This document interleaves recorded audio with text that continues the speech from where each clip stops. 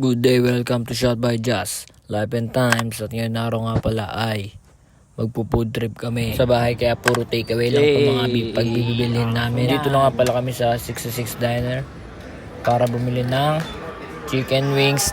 Tagabob at biglang malabog yung pinto. Ewan ko kung bakit, kasi ang bigat niya. Yan, check out yung store nila, napakaganda, hindi ba? Minsan nga pala dyan kami kumakain. Sarap mag-food trip dyan. Yan, ganda pa na sa nila.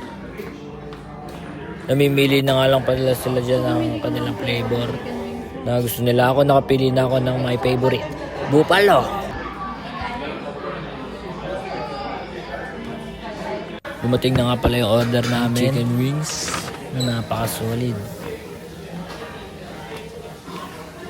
May mga alak nga rin pala sila dito at marami pang iba. Yan, palabas na nga pala kami para sa aming next na pupuntahan. Tumawid nga pala si Joseph para tingnan kung may bayad pa ang parking, pero sa mga oras na yan ay free parking na. Nakarating na nga pala kami sa Gongcha para bumili ng tea milk.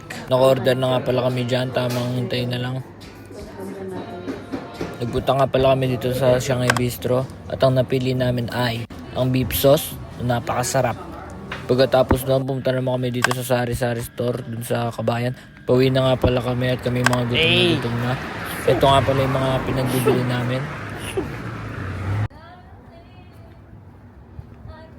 Nasa bahay na nga pala kami at ito nga pala ang aming pagkain. May chicken wings, may cake, may macarons, may inasal, chicken wings ulit, at kanin na may chicken wings, inasal na may kasamang mga sauce.